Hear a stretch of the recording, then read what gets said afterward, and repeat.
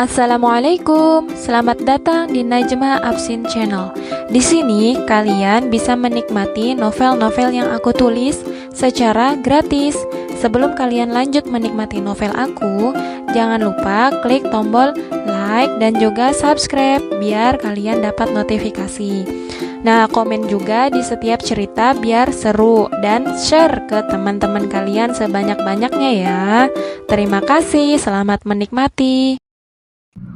Dinikahi Bos part 8-9. Semua orang yang hadir di ruangan beristirja. Pamanku mendekat ke arah Bos, menepuk pundaknya pelan. Natasha, anaknya bibiku yang masih berumur 5 tahun itu entah kenapa ikut terisak. Lantas saja bibi membawanya keluar ruangan. Mati tidak mengenal usia, bisa besok, bisa hari ini.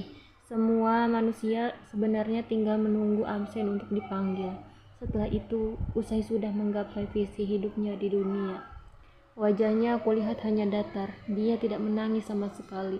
Mungkin sudah terlalu banyak sebelum aku mengenalnya. Mengikuti proses pemakaman dalam diam, aku pun ikut terhanyut suasana. Tidak berani, walau sekedar menepuk pundak kokohnya yang sebenarnya rapuh itu. Bos Kamil terduduk di sofa, ayahku yang mengurus surat-surat kematian Lilin. Aku terduduk di sampingnya.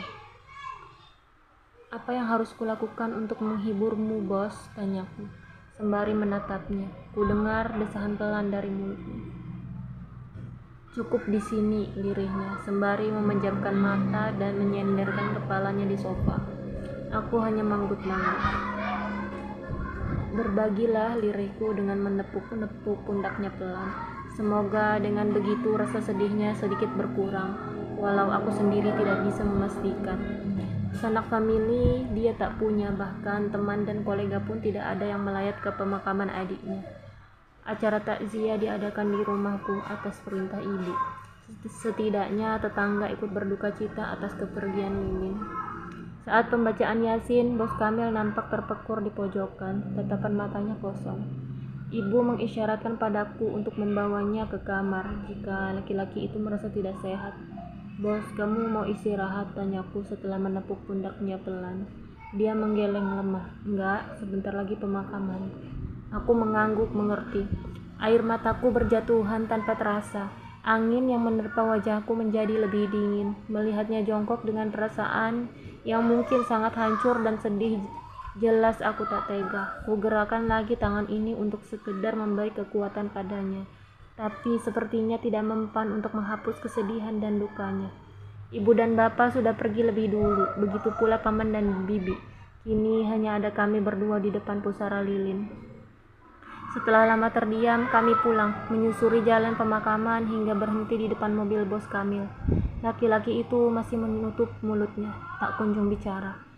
Walau dalam keheningan, tapi aku tetap membiarkan. Mobil sedannya melaju membelah jalanan daerah Jorong. Aku sesekali mencuri pandang padanya, walau dia sama sekali tidak menyadari mungkin. Kamu mau temani aku ke pantai? Tanyanya tanpa menoleh. Pantai? Kamu sudah baik-baik saja? Tanyaku. Karena aku lagi gak baik-baik aja, makanya ingin ke pantai, ucapnya. Kali ini kalimatnya lebih panjang. Aku tersenyum dan mengangguk. Kami menempuh perjalanan sekitar 1 jam menuju pantai Asmara yang terletak di daerah Asam-Asam. Aku bahkan tertidur pulas tanpa terasa, karena aku merasakan seseorang mengguncang bahuku pelan. Ren? Aku membuka mata. Walau baru saja mengumpulkan nyawa. Sudah sampai ya, Bos. Maaf, aku ketiduran. Dia tidak menyahut, hanya beranjak keluar dari dalam mobil. Aku mengikuti langkahnya, dalam diam tentunya, karena bingung harus membicarakan apa dalam situasi begini. Hidungku menghisap udara sore yang begitu menyegarkan. Mataku menyapu ke sekeliling, tidak terlalu banyak pengunjung. Hanya beberapa muda-mudi yang duduk di gazebo kecil sambil bersandaria, entah sudah halal atau belum statusnya. Hampir saja aku berlari ke arah dermaga mini yang seolah menyambutku untuk ke sana, sembari melihat lebih dekat air laut yang biru itu. Namun aku urungkan karena Bos Kamil justru berjalan menghampiri batang pohon cemara yang tumbang, lalu mendudukkan diri di dekatnya. Mentari sore terasa menghangatkan badan.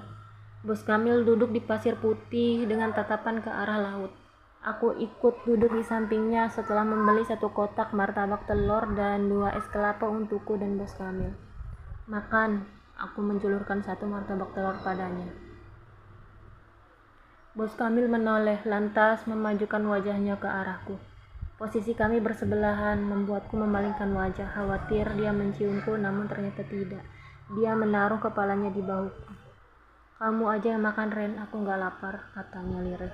Aku mengangguk dan memasukkan martabak ke mulutku. Rasanya nikmat ditambah merasakan kehangatan yang tiba-tiba menyapa. Apa aku sudah merasa nyaman dengannya? Hari semakin redup setelah acara makanku dan juga dia yang bersender di bahuku sehingga membuat bahuku pegal. Kami akhirnya pulang. Aku menyuruhnya langsung ke kamarku jika dia ingin beristirahat, setidaknya untuk menenangkan diri, sedangkan aku dan ayah memilih berbincang di ruang tamu. Tak lama dia berjalan dari kamarku dengan setelan kasualnya. Rambutnya nampak basah, sepertinya habis mandi. Kamu istirahat aja, Nak, kasihan kecapean. Ibuku yang tengah duduk di samping ayah nampak khawatir. Gak apa-apa, Bu, rasanya sepi sendirian di kamar, tuturnya dengan senyuman tipis sembari mendudukkan diri di sofa. Ren, buatin suamimu teh atau kopi. Aku beranjak ke dapur untuk membuatkannya teh. Sepertinya dia ke ruang tamu juga, tampaknya sembari ingin mencari minum. Maaf, Bu, kapan ya saya bisa bawa Ren ke rumah? Tanyanya setelah kami duduk berempat di ruang tamu keluarga. Ibu nampak terkejut sesaat walau akhirnya tersenyum jahil. Hahaha, iya, ibu tahu kalian gak sabar untuk bulan madu. Ibu serahkan ke kalian aja, ucap ibu seraya mengerling ke arahku. Aku hanya mendelik dan menggeleng pelan. Sebenarnya aku masih ingin beberapa hari tinggal di rumah orang tuaku. Iya, kami ya fine-fine aja, yang penting jaga Rena. Tapi kamu sudah gak apa-apa kan? Padahal tinggal lebih lama lagi juga gak apa-apa di sini, ucap ayah. Iya Pak, rencana besok saya mau ajak Rena ke rumah. Gak apa-apa Bu? Dia melihat ibu dan ayah bergantian. Aku tersedak saat hendak minum. Besok? Secepat itu dia akan membawaku. Dia terlihat terkekeh, semua orang lebih tepatnya, kecuali aku. Iya, yaudah, kalau kalian capek istirahat aja. Ibuku menggibaskan tangannya, mengisyaratkan padaku agar segera ke kamar, tentunya bersama bos. Tatapan kami bertemu sekilas, segera saja aku membuang pandanganku ke arah lain. Maghrib telah berkumandang, dia berpamitan padaku untuk pergi ke masjid bersama ayah. Aku ikut keluar kamar, ingin membantu ibu memasak untuk makan malam. Kayaknya ibu bakal kehilangan kamu, anak satu-satunya. Jangan manja ya di rumah suami kamu, nasihat ibu seraya menyiapkan talanan.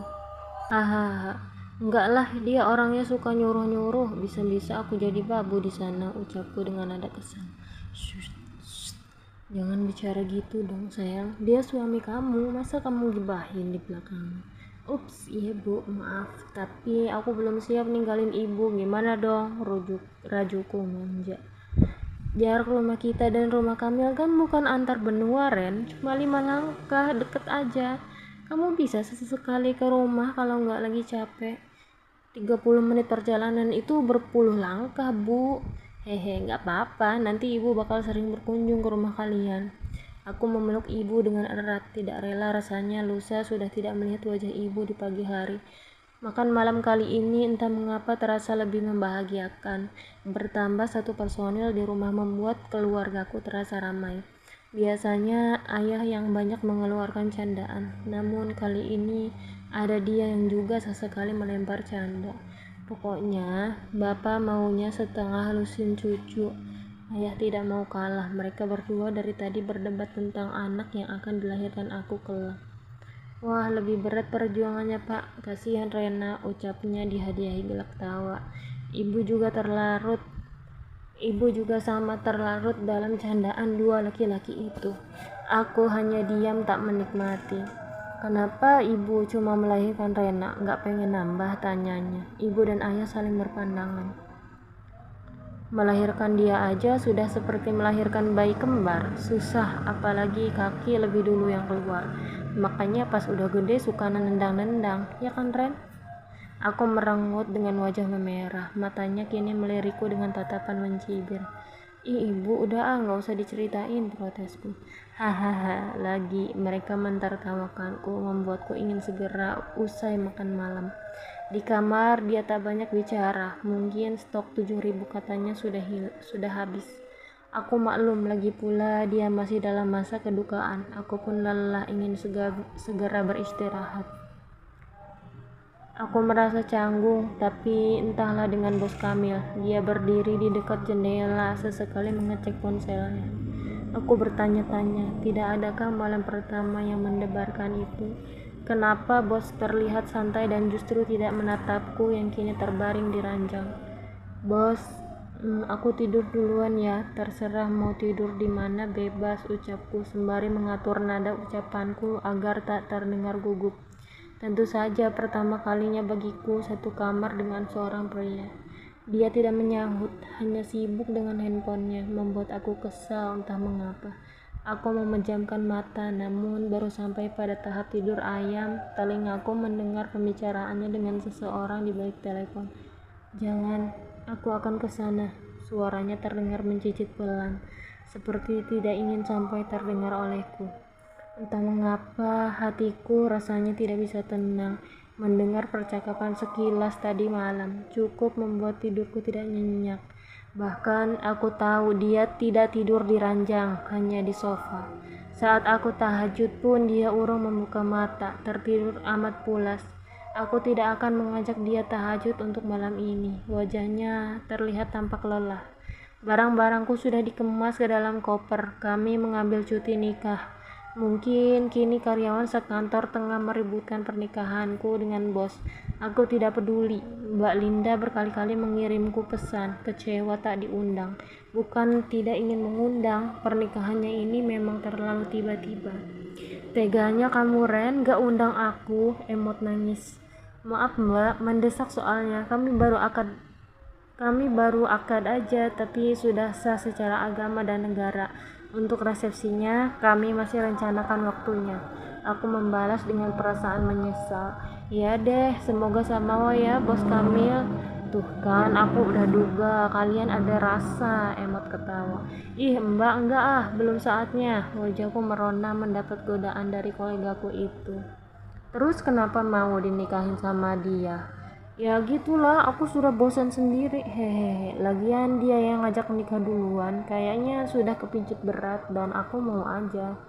Cie, emot love. Udah mbak, kita cerita besok-besok aja pas ketemu, emot sip. Ayah dan ibu tersenyum melepas kepergianku. Tampaknya mereka begitu bahagia. Aku memeluk mereka bergantian. Tak terasa air mataku menetes walau kuusap kembali. Selalu saja jika menangis di depan mereka membuatku malu. Aku takut mereka mengira aku tak bahagia. Layani suamimu dengan baik. Kalau nggak tahu resep masakan, jangan tanya Mbah Google dulu, tanya ibu dulu. Ibu memberiku wejangan dengan tatapan mata sedih. Aku mengangguk, seraya mengacungkan jempol. Masakan ibu memang terenak sedunia. Jangan suka nandangin suamimu kayak kamu yang suka nandang bapak waktu kecil.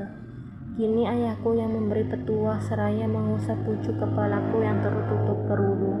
Aku mendengus, bapak hanya tertawa setelahnya. Kamil, aku titip Renata ya. Aku sebenarnya lega sekali karena dia akhirnya laku, tapi tetap aja sebagai seorang ayah, aku khawatir karena menitipkan dia pada seseorang pria asing. Ya, walaupun bagiku kau tidak asing, ucap ayah sembari menepuk-nepuk bahu bos Kamil. Iya, insya Allah saya akan berusaha, tutur bos Kamil dengan senyumannya. Aku memasang seatbelt dengan lunglai, sepertinya bos Kamil mampu menangkap ekspresiku. Wajahnya tidak sesedih kemarin, syukurlah dia telah kembali. Kenapa kamu belum siap aku bawa? Tanyanya datar. Aku menoleh ke arahnya, tersenyum samar. Siap dong, cuma rada kepikiran aja. Baru kali ini lagi jauh dari orang tua. Setelah sekolah SMK kemarin, balasku menatap ke depan. Kan dekatnya sama aku sekarang. Dia menggoda sembari tertawa. Aku hanya mendengus. Tangannya yang kekar meraih wajahku, jelas saja debaran jantungku tak karuan. Matanya menatapku dalam. Ada apa dengan dirinya ini? Senyum dong, ucapnya kemudian. Aku membuang muka ke arah jendela mobil. Malu sekali jika ketahuan wajahku tengah merona. Pertama kalinya aku mengekor bosku sampai ke rumahnya. Cukup megah, berlantai 2 dengan cat warna putih. Belum lagi taman bunga yang berada di sekelilingnya membuat mataku benar-benar dimanjakan. Mataku terus tertuju pada segerombolan bunga mawar berwarna pink yang seolah mengundangku untuk mencomotnya. "Bos, aku boleh ambil itu kan?" tanyaku menunjuk bunga-bunga itu. "Untuk apa?" tanya bos kami. "Emang ambil bunga harus ada alasan ya?" "Aku pengen aja," balasku sedikit kesal. Dia hanya menghela nafas. "Terserahmu, yang penting jangan dirusak." "Ya kali, aku mau nginjek-nginjek itu tanaman," ucapku sambil berlari dan segera mencopot satu tangkai. Aku berpikir sejenak, coba saja bos kami yang mengambil lalu memberikannya padaku. Pasti romantis. Tapi melihat dari wajahnya yang tak acuh itu, rasanya tidak mungkin. Aku melihat penuh takjub ruangan tamu yang berisikan sofa yang bermotif dan tebal, ditambah lampu besar yang menggantung di atas plafon, membuatku benar-benar merasa sedang di istana kemerdekaan.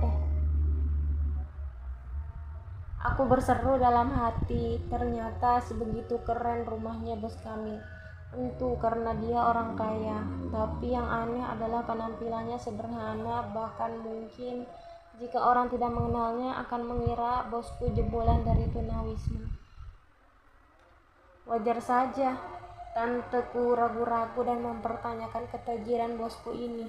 Walau aku menyangkalnya, jelas-jelas dia seorang kepala departemen, seenaknya mengatai suamiku kurang tajir.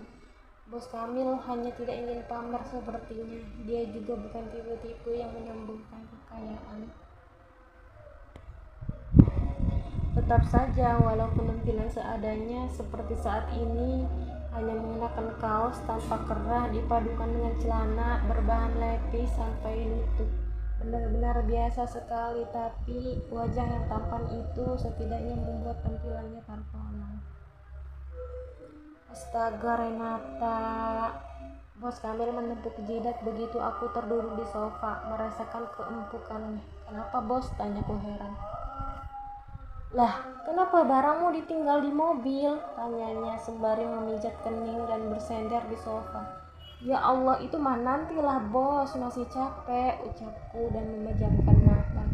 Pikiranku kembali mengingat saat bos Kamil menelpon seseorang. Entah siapa. "Sekarang Ren," ucapnya seperti memaksa. Aku membuka mata. Dia beranjak dari sofa berjalan menuju garasi. Aku membuntuti dengan kesal. "Bawakan barang-barang saya juga," suruhnya saat bagasi sudah terbuka. Aku hampir terjungkal saking kagetnya. Apa-apaan sih? Bos ini malah nyuruh istri untuk angkat-angkat barang berat. Enggak kasihan apa? "Bawa sendiri dong bos, ini di luar pekerjaan loh," aku protes tidak terima. Membawa koperku saja sudah berat, ditambah barang-barangnya yang tak penting itu. Ren, cepet," perintahnya seperti tak mau dibantah lagi. Dia masih berdiri dengan tangan di depan dada.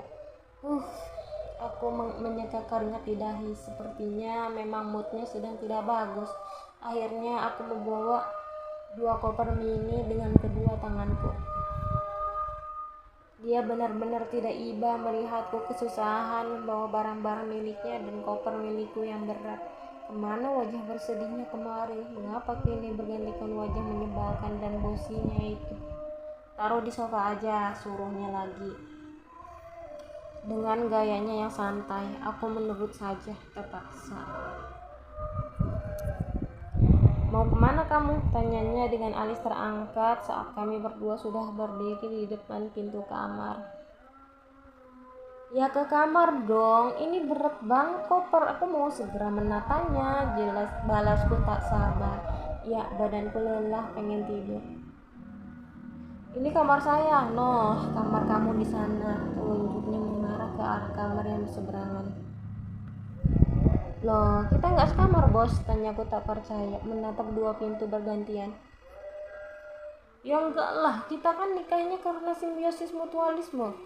Kamu kan gak cinta juga sama saya dan sebaliknya. Udah tuh, tempatin kamar sebelah, saya capek mau istirahat. Dia membuka pintu kamarnya. Secepat kilat aku mencegahnya, menopang pintu yang terbuka sedikit dan menghalangi tubuh bos Kamil yang akan masuk ke dalamnya. Ternyata benar ungkapan cinta yang kemarin itu bohong. Bos Kamil memang tidak cinta dengan aku. Tidak bisa dong bos, kita suami istri ya, harus sekamar, protesku. Walau aku memang belum mencintainya, sekamar dengannya memang suatu keharusan. Walau aku sudah menebak nasib malam pertama akan seperti ini, tidak ada yang namanya debaran-debaran jantung, sikap malu-malu atau saling menggoda untuk menikmati malam yang penuh kegembiraan. Renata, bisa nggak biarin saya sendirian dulu? Bos kami menatapku datar, terlihat serius dengan ucapannya. Ya udah, kalau itu mau, aku bakal tidur di kamar sebelah, ucapku gugup, merasa tidak nyaman. Pasalnya bos kami terlihat marah padaku.